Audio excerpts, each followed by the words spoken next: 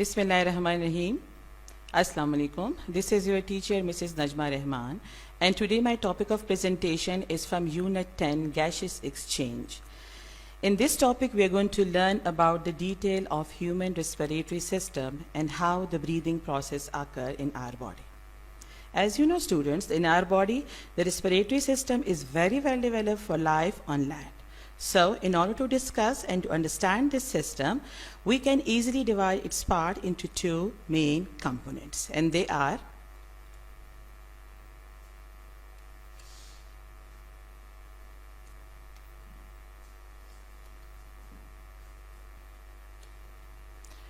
the two main components of the human respiratory system are air passageways and lungs. So now we are going to learn about these two parts in detail, that what is their structure and how they perform their function. The first part is the human air passageways. As the name shows, air passageways means the channels or the tubes by which we take in the air into our lungs. In order to understand these air passageways in detail, we are going to learn them in detail differently. The first are nose and the nasal cavities. Number 2 are pharynx. Number 3 is larynx. Number 4, trachea. Number 5, bronchi, singular bronchus. Number 6, bronchioles. And number 7, alveoli or air sacs. Now we are going to learn the function of each part in detail. As you can see, students, in this diagram, this is the diagram of the human respiratory system and the air passageways particularly. In this diagram, you can see that we are having the first part, which is called nose. The nose is having two openings or external nostrils which are lying on the ventral side of our head. Through these nostrils, the air enters into our nasal cavities. The nasal cavities are having some hairs, cilia, and the mucous membrane. So when the air passes through the nasal cavities, the air becomes warmed, moistened, and clean, and any type of the dust particle is trapped in the nasal cavity. So the clean, warm air will enter into the next part. The next part, as you can see in the diagram, is the pharynx. Pharynx is a short muscular area. It is about 4.5 inches long. It is also lined by the mucous membrane. From pharynx, the air that enters into the next part, which is called as the larynx. You know, students, larynx is also called as voice box because it contains two vocal cords which help us to talk and to produce different type of sounds. In the pharynx area, we are not only having the larynx, but we also have the opening of the esophagus. And you know, esophagus leads into that digestive system. So, in order to prevent the entry of the food into the larynx, the top opening of the larynx, which is known as the glottis, is covered by a lid-like structure called as epiglottis. So, when we are swallowing something, the entry of the food is prevented into the larynx. From larynx, the air now enters into the next part, which is called as trachea. Students, the trachea is commonly known as the windpipe. You can see in this diagram, it is a long tube which is running through the mid part of our chest cavity. The wall of the trachea, as you can see in this diagram, are having some ring-like structure. These rings are made up of cartilage. They are usually 16 to 20 in number. The main function of these cartilaginous rings are to keep the trachea open all the time so we can easily take in the air whatever the position or the state of our body is. The continuous supply of the air is possible into the lungs because of these cartilaginous rings. In the inner side of the trachea, we are also having some cilia or some mucous membrane. So if there is again any dust particle, it will be trapped by the mucus or the cilia in the trachea. So there is no entry for the dust particle into the lungs, because if they get entered, it will cause severe coughing or infection into our lungs. After trachea comes the two branches. You can see in the diagram, in the mid of your chest cavity, the trachea divides into two branches. Each of the branch is called bronchus, and together they are called as bronchi. Each of the bronchus leads into its respective lung, that is one left lung and one right lung. The bronchi also possess the cartilaginous ring, but in comparison with trachea, they are smaller than those of the trachea.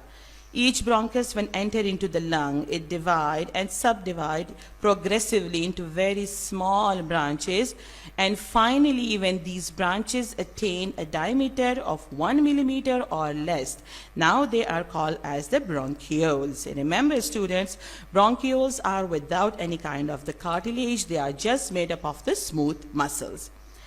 At the end of each bronchiole, there is a blind sac-like structure. If you look at that, it will appear like a bunch or cluster of grapes, and this group of air sacs is commonly known as alveoli. It is the actual area where the gaseous exchange is actually taking place, because the wall of the alveoli is covered with a rich network of the blood capillaries. So the air which we take into our lung, the oxygen will be easily absorbed into the blood capillaries, and the carbon dioxide from the blood capillaries can easily escape outside.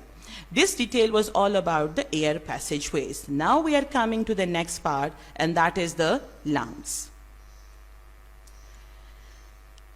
As you can see students, the lungs are located in our chest cavity. The lungs are very delicate structure and they need proper protection.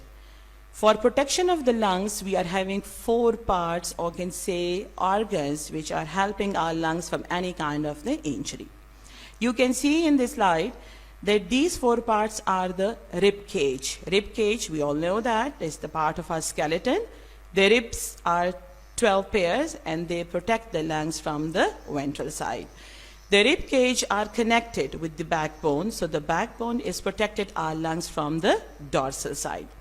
Below the lungs, we have a thick sheet like muscle which is called as diaphragm. The diaphragm is separating our lungs or the chest cavity from the abdominal cavity. And the fourth part of the protection system is the sternum, which is commonly called as the chest bone, which is right present in the middle of your ribs. Your lungs are also protected from outside by a double membrane called as the pleura. You can see in this diagram clearly, you can see that the pleura is surrounding your lungs from all the sides. These 2 membranes of the pleura are containing a fluid, and that fluid is called as the pleural fluid. The main function of the pleural fluid is to keep the lungs moistened, so the exchange of the air can be easily possible. In this diagram, students, you can easily clearly see the branches of the bronchi inside each of the lung, and you can see they look like a network of the air tubes. The alveoli are also visible in this diagram. So this detail was all about the structure of the human respiratory system. Now come the main part, that is how the breathing is taking place. In case of the human body, the steps of the breathing are 2, inspiration and expiration. Inspiration is commonly known as the intake of the air into our lungs, and expiration means the removal of air from our lungs.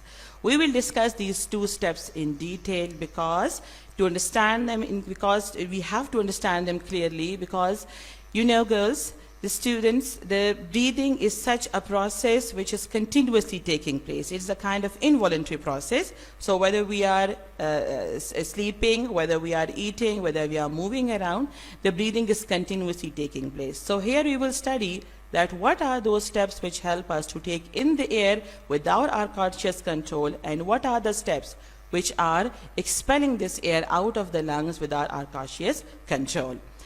In this slide, you can see the inspiration can be summarized into 4 main events.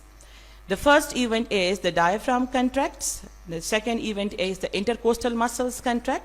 Intercostal muscles are those muscles which are present between our ribs. Number 3, the sternum moves outward, and as a result of all these steps, the volume of the chest cavity increases. As you can see, students, in this diagram, the first diagram on your left side is about the inhalation. In this diagram, you can see that the red arrows are showing the outward movement of the rib cage because of the contraction of the intercostal muscle. The central red arrow is showing the outward movement of the sternum. The diaphragm, you can see, is moving downward, and the arrow is showing that the diaphragm during the process of inhalation will move downward. So when the diaphragm moves downward, the ribs moved outward and the sternum moves upward. As a result of all these steps, the chest cavity volume increases and the pressure on the lungs decreases. As a result, the atmospheric air rush into our lungs through the air passageways. Now come to the expiration. So let's go back to the previous slide. In expiration, the four events are taking place, and they are, you can say, totally opposite to the steps of inspiration. Here, during the expiration, the diaphragm relaxes, the intercostal muscle relaxes and move back, and the sternum also move inward. As a result of all these steps, the volume of the chest cavity decreases. Now let's see it in the diagram. You can see in this diagram on your right side, this diagram is showing the process of exhalation. Here you can see that the downward movement of the red arrows is showing the movement of the rib cage backward. The orange arrow is showing the upward movement of the diaphragm. So when the diaphragm moves upward and the ribs move downward, as a result of this event, the volume of the chest cavity is decreased. It increases the pressure on the lungs to expel the air outside. So these two slides are showing the process of breathing. So let's summarize the main points of our lecture. Lungs are the main organ for gaseous exchange in human. Our lungs are a well-developed organ for the gaseous exchange in terrestrial mode of life, that is life on land. Our lungs are very well protected in the chest cavity from all the sides. And in human breathing system consists of two steps, that is inspiration and expiration. Thank you very much.